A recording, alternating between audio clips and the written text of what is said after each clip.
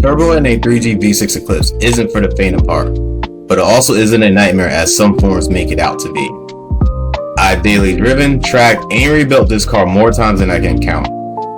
So let's clear the air here about 5 myths about Turbo in a 3G V6 Eclipse and the real truth behind them. I'm the type of dude who will not remain nameless. I'm the type of dude who is headed for greatness. I'm the type of What's up guys, T-Croc here, welcome to the channel. And today's subject, we are going to be tackling the 5 myths about Turbo in a 3G V6 Eclipse. Myth number 1, you cannot turbo a stock engine, it'll blow up. In reality, the 6072 can handle boosts with the right setup. People assume it's a glass motor, but in actuality, the fairness, the engine is pretty strong itself. It's the pistons that are the weak point. Now I do plan on going into detail with another video. I'm probably going to title it Why 6072 Motors Blow Up. But just for the sake of this video, let's just keep on track. Now, with the proper setup and a proper tune, the stock bottom end will last.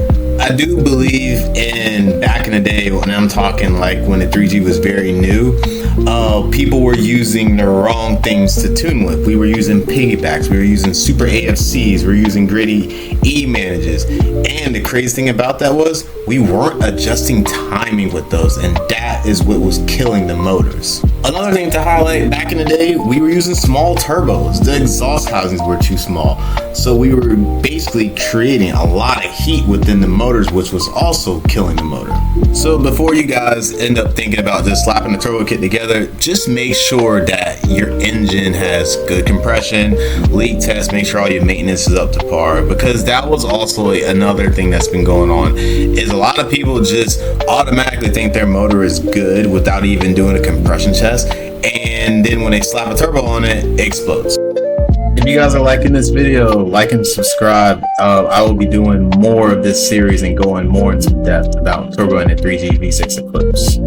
Myth number 2, you cannot run over 8 PSI on a stock motor.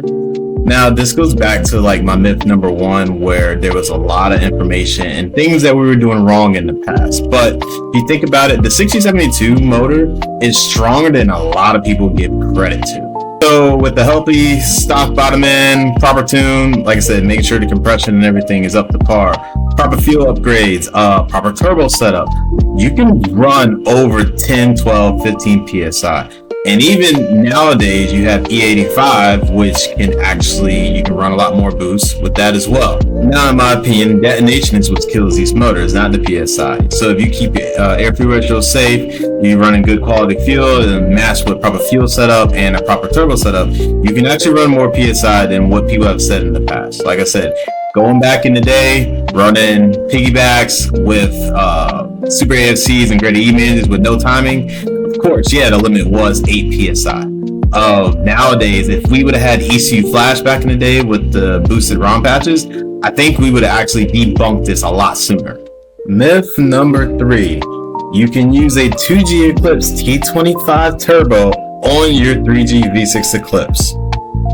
Now this one bugs me a little bit because I know where people are getting this from is because the T25 is very cheap. That turbo is way too small. It's literally built for a 2.0 4G63, not a 3.0 6072. So if you think about it, that turbo, if you were able to fabricate it and make it work, literally would be spooling instantly, maybe even spooling at idle. I might be far-fetched on that, but literally it is spooling instantly. Now a lot of people are gonna be like, oh yeah, well that's great, now I don't have turbo lag. No, you're gonna spool instantly and then you're gonna run out of breath very fast and make less power. So if you're gonna go through all that effort, just get a proper turbo. I will link the video that I was talking about. You can literally go on Garrett's website and they can actually set you up properly for a turbo. I think they're more tailored towards the Garrett turbos, but you can probably just match information to another turbo as well. So this goes back to my myth number 1. Small turbos, bad news, generates a lot of heat. It will kill your motor. Myth number 4. You can use the VR4 turbo manifolds from a 6G72 dual overhead cam. Now, you can use them, but they don't bolt up without work. I think a lot of people think that just because of the 6072 that it'll just bolt right up without any kind of modifications. So our motor is a single overhead cam. It has different exhaust port angles compared to the VR4 dual overhead cams. I think people, or personally, I found it a lot easier to start from scratch versus buying these manifolds, then modify them, and then try to make them work. And number 5, you can run a turbo without a tune. Now, I highly advise against this, but you can actually hold on to turbo and drive without a tune. But, there's a big but, it is a ticking time bomb. Without tuning, the ECU has no idea how to handle the extra airflow.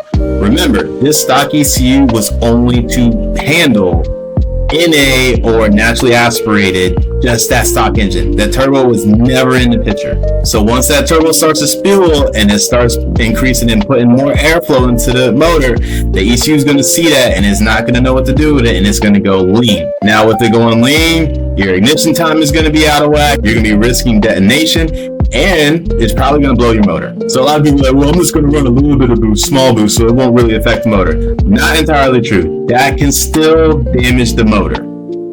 And just to dive in a little bit more deeper into that, so let's just say you decide to upgrade the injectors like you should, and you decide to go with, let's say, 550cc injectors. Your stock ECU is only tailored to that 220, which is a stock ECU injectors. So it's not going to know what to do with those 500cc injectors. So don't skip this step, please. And that's it, guys. That is my 5 top myths for the turbo and the 3G Eclipse. Now, there are plenty more out there, but I literally just went to social media to see what everybody was talking about, and these were the top 5 that actually came up. Like I said, this series of Turbo Talk, Supercharger Talk will be going into more depth. I feel like it needs to be highlighted a little bit more. Like I said, I'm no expert in it. I'm just speaking from personal experience and what I've seen. Like and subscribe, and I'll see you guys next time.